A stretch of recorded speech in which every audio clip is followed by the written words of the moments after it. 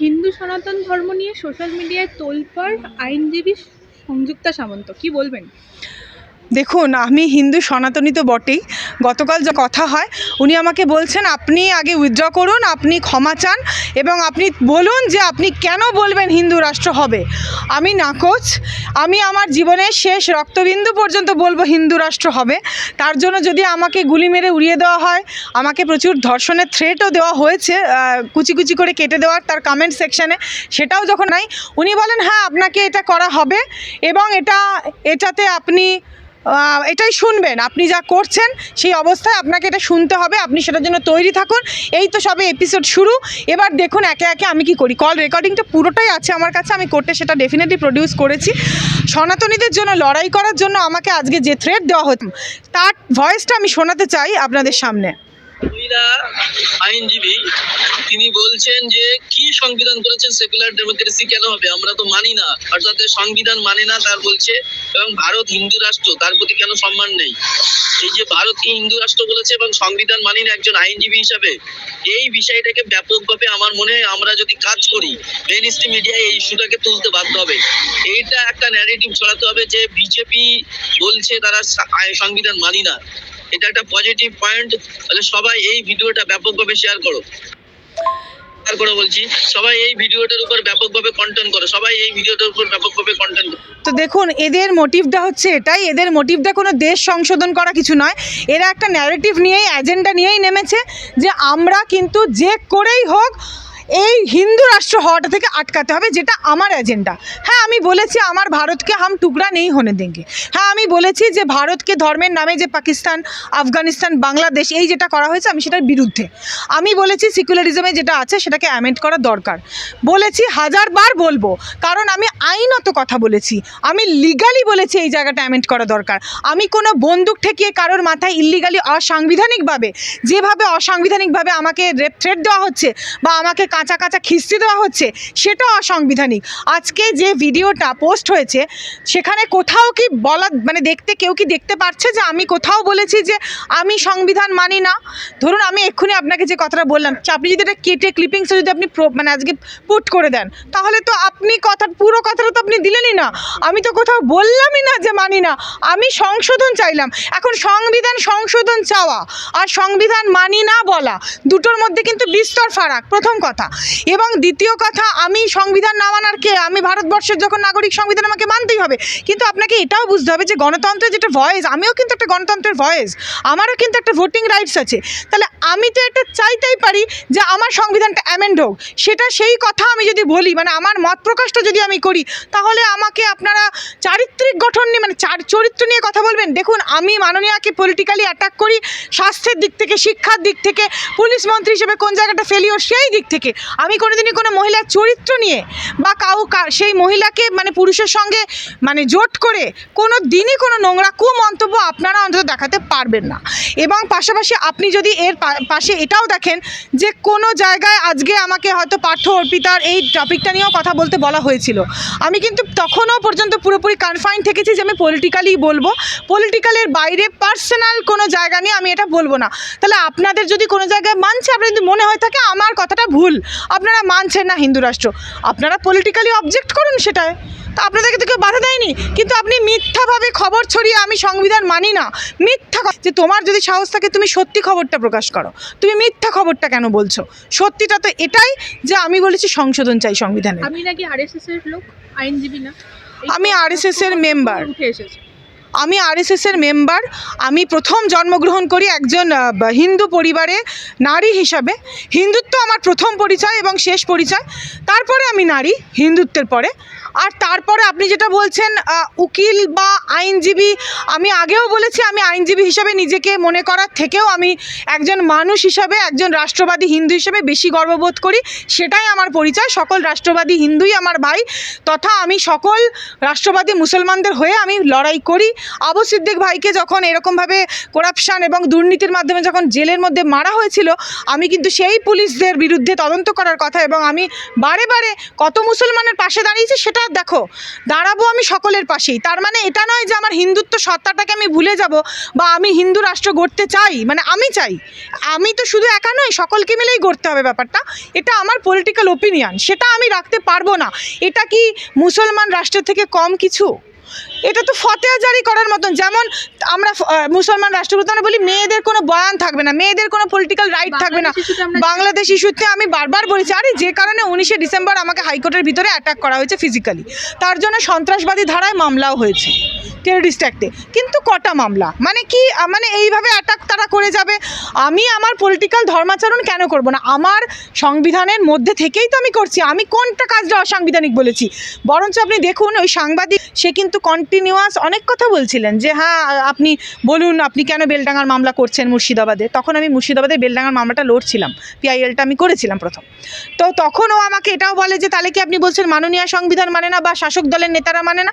তখন আমি এটা উত্তরে বলেছিলাম যে হ্যাঁ শাসক দলের যারা আছে তারা এটাই বলে যে আমরা আম্বেদকরকে চিনি না। এই প্রসঙ্গে কিন্তু আমি কথাটা বলেছিলাম, যেখানে কোয়েশ্চেনটাকে সরিয়ে দিয়ে আমার বয়ানটাকে শুধুমাত্র হাইলাইট করে তারা দিয়েছে। আমার কথা হচ্ছে তারা যদি অনেস্ট হয়, সে যদি সাংবাদিকতা মানে সত্যিটাকে উদ্ঘাটন করা, সাংবাদিকতা মানে এটা নয় যেটা তুমি মনে করলে ঠিক সেটাকে তুমি ঠিক দেখালে, যেটা তুমি মনে করলে ভুল সেটাকে তুমি ভুল দেখালে। আর আপনি যদি এত অনেস্ট হন তাহলে আপনি আমাকে এসে প্রশ্ন করুন, আমার মতামতটা আপনি জানুন। যেখানে আমাকে নিয়েই এত মানে কথাবার্তা, এত আলোচনা হচ্ছে, লক্ষ লক্ষ হাজার হাজার কমেন্ট, হাজার হাজার লোককে নেওয়া হচ্ছে, ইন্টারভিউ নিচ্ছে, সেখানে আমার কিন্তু কোনো বক্তব্য নেই। মানে একটা ডিফেন্সিভ সাইড প্রতিটা মানুষেরই থাকে, সেখানে কিন্তু আমার ডিফেন্সিভ সাইড বা আমি কোন বক্তব্য রাখছি সেটা কিন্তু বলা হচ্ছে না। হ্যাঁ বলেছেন যে আমি আরএসএসের সদস্য, মানে আমার কথা হচ্ছে দেখুন আমি হ্যাঁ অ্যাকচুয়ালি সত্যি বলতে কি আমি আরএসএসের সদস্য, হ্যাঁ আমি বিজেপি করি, কিন্তু আপনি একটা আমাকে কথা বলুন তো যে আজকে কি আরএসএস বা হিন্দু ধর্ম পালন করার জন্য কোনো মেম্বারশিপ লাগে? আপনি আজকে এখানে দাঁড়িয়ে ঠাকুর প্রণাম করবেন, আপনি আপনার মাকে পায়ে হাত দিয়ে প্রণাম করবেন, আমি আমার মাকে পুজো দিই, মানে আমি ফুল আমার মাকে দিই মানে ঠাকুরের আগে। তো সরি মানে মায়ের কথা বললাম বলে ইমোশনাল হয়ে পড়লাম। তো ব্যাপারটা হচ্ছে সেটা যদি আমি করি তার জন্য you do not need to be RSS, মানে আপনাকে আরএসএস বা বিজেপি ধর্ম মানে এইটা করতে হবে তবে আপনি আপনার মাকে গিয়ে পুজো করবেন, this is not the way. মানে আমি আমার মাকে ভালোবাসবো, সেটাই তো আমাদের ধর্ম। আপনি কোন ধর্মের কথা বলছেন? আপনি যে ধর্মের কথা বলছেন, আমরা আজকে 33 কোটি দেবদেবীর ভারতবর্ষ, আজকে ভারতবর্ষ যেটার নামে ভারত, যে কেন হিন্দু রাষ্ট্র হলে কি সেখানে মুসলমান, বৌদ্ধ, খ্রিস্টান, শিখ কেউ থাকতে পারবে না? তার মানে আপনারা হিন্দুদের কি মানে আপনারা হিন্দু রাষ্ট্রের বিরোধী কেন? আপনারা কেন মনে করছেন না যে হিন্দু রাষ্ট্র হলে আপনারা হিন্দুদের হাতে সুরক্ষিত? কারণ আপনারা কি হিন্দুদের প্রতি বিশ্বাস রাখতে পারছেন না, ফেল করছেন? হিন্দুদেরকে কেন আপনারা যখন বলছেন যে হিন্দু মুসলমান ভাই ভাই, তাহলে কেন হিন্দু রাষ্ট্র হবে না? তাহলে আপনি বলুন। আমি তো আপনার কথাটাই সেম কথাটাই আজকে গিয়ে কন্টেনশন দিচ্ছি, আমি তো কোনো আলাদা কন্টেনশন দিচ্ছি না। হিন্দু রাষ্ট্র যদি হয় তার মানে আমি মুসলমানকে বার করে দেবো, সেরকম ব্যাপার তো কোথাও আসেনি। কোথায় বলেছি? আমার কন্টেন্টে কি তারা দেখাতে পারবে যে আমি কোথাও বলেছি যে আপনি মুসলমানকে বার করে দিন বা মুসলমানরা আমাদের দেশে থাকবে না? এই ধরনের কোনো বক্তব্য তো আমি কোথাওই রাখলামই না। ব্ল্যাকমেলিং করেন আমাকে, প্রচণ্ড নোংরা নোংরা কটু মন্তব্য, এবং উনি আমাকে এটাই বলেন যে আপনি ক্ষমা চান।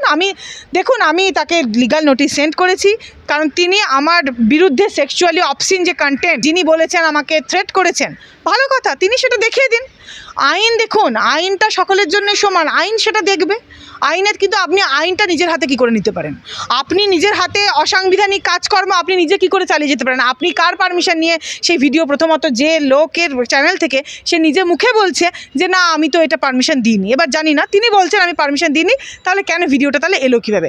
দিন ভিডিও, কিন্তু সত্যি খবরটা বলুন। আপনার যে ট্যাগলাইন সেটা মিথ্যা, আপনি যে ট্যাগলাইন দিয়েছেন সেটা মিথ্যা, আর আপনি যে কাটিং এডিটিংটা করেছেন সেটাও মিথ্যা, কারণ সেটা প্রপার কাটিংটা নয়। এটা ফলো করলে দেখবেন তিনি বারবার বলেন উনি নাকি গরু খান নিজেই, মানে কেন খাবে না, মানে হিন্দুদের গরু খাওয়া নিয়ে। আমার কথা হচ্ছে কেন, এটা কেন হতে পারে?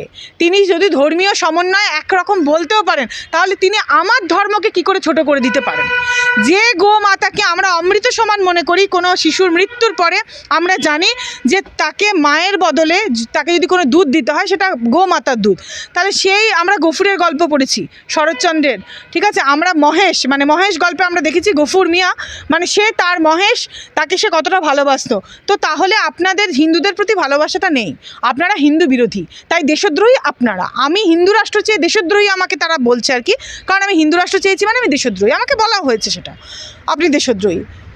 বেশ, আমি সমস্ত তদন্ত কেন্দ্র সরকার আমার বিরুদ্ধে যদি করে আমি সমস্ত প্রশ্নের উত্তর দিতে এক্ষুনি রাজি আছি, করুক কেন্দ্র সরকারের ইনভেস্টিগেটিং এজেন্সি আমার ঘরে এসেই বাস করুক, তাহলেই সে বুঝতে পারবে আমি কী ধরনের জীবনযাপন করি। আমার কোনো ভয় নেই, আমি কোনো মদ বা কোনো নোংরামি বা কোনো এমন কোনো কাজই করি না যেটা নিয়ে কোনো ডিসপিউট করার মতন। জানে আমাকে আমার সমাজের সেই জায়গাটাকে হ্যাম্পার করার জন্য, নষ্ট করার জন্য যেটা করার চেষ্টা করা হচ্ছে সেটার বিরুদ্ধে আমি তো যা লিগাল স্টেপ নিয়েছি। দেখুন, magistrate is in seisin over the matter, magistrate cognizance already নিয়েছেন ম্যাটারটা, এবং এটা আমি মাননীয় প্রধানমন্ত্রী তথা প্রেসিডেন্ট এনাদেরকে, স্বরাষ্ট্রমন্ত্রী সকল দফতরকে আমি জানিয়েছি।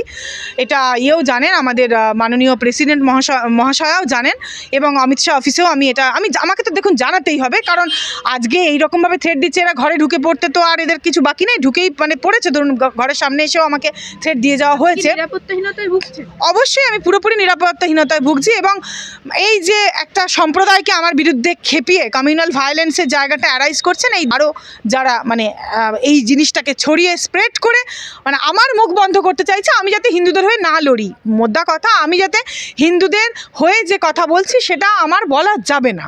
মানে আইনজীবী মানে আমার কোনো সত্তা, মানে পলিটিক্যাল যে সত্তা, রাজনৈতিক সত্তা, সেটা আমার। আরে রাজনৈতিক সত্তার কী আছে, এটা তো ধর্ম, এটা তো আমরা ঘর থেকেই দেখি।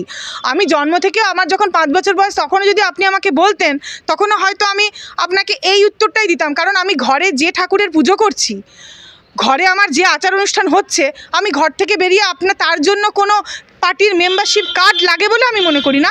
তার জন্য ভারতের নাগরিক হওয়াটাই যথেষ্ট। আপনি ভারতে থাকবেন, ভারতের খাবেন, ভারতের পড়বেন, আর আপনি ভারতে বসেই ভারতকে টুকরা করার চক্রান্ত করবেন, হিন্দুদের জেনোসাইড। আপনি দেখুন আজকে কর্ণাটক, আপনি দেখুন কাশ্মীরি পণ্ডিতদের হত্যা, কাশ্মীরি মহিলাদের মানে পেট থেকে চিরে কেটে দেওয়া, আপনি দেখুন পশ্চিমবঙ্গ, আপনি কেরালা দেখুন, আপনি কোন কোন জায়গা আমি আপনাকে দেখাবো।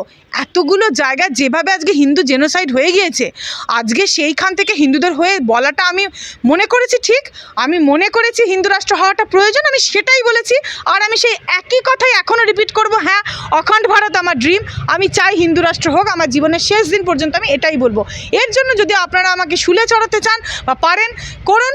আর মাননীয়াকে আমি এটাই বলবো যে দেখুন, আপনি তো মুখ্যমন্ত্রী, আমারও, আমি বিরোধী দল করি, আপনার সাথে আমার পলিটিক্যাল ক্ল্যাশ, পলিটিক্যাল জায়গাটা আমি আপনাকে মানে ধরি বা সেই জায়গাটা আমি আপনাকে সমালোচনা করছি, কিন্তু আপনার রাজ্যে দাঁড়িয়ে আপনার নাম ভাঙিয়ে আজকে মানে আপনার দলের লোকেরা অর্ক নাগ, কুমার নাগ থেকে শুরু করে আরও আপনার দলের এই দীপক ব্যাপারী প্রভৃতি এই যে ব্যক্তিরা আপনার দলের নাম ভাঙিয়ে তৃণমূলের নামটা ইউজ করে আজকে আমি বিজেপি করি বলেই আমাকে ধর্ষণের থ্রেট দেওয়া, আমাকে নোংরা খিস্তি খাবারই মানে জঘন্য সে ভাষা আমি প্রয়োগ করতে পারবো না, সেগুলো বলা, আমার বিরুদ্ধে ক্যাম্পেনিং করে এইভাবে মিথ্যাচার করে আমাকে মারার চেষ্টা করা, তাহলে আপনি দেখুন আপনার রাজ্যে নারী নিরাপত্তা কোথায় আছে? মানে কোনো নিরাপত্তাই নেই। সেই জায়গায় আমার কিছু হবে ভালো কথা, সেটা হলো তো ঠিক আছে, বাট তারপরে শেষটা কোথায়? তাতেও কি আপনি ছাড় পাবেন? সর্বশক্তিমান ঈশ্বরের কাছে আলটিমেটলি আপনাকে বিচার জবাবদিহি আপনাকে করতেই হবে।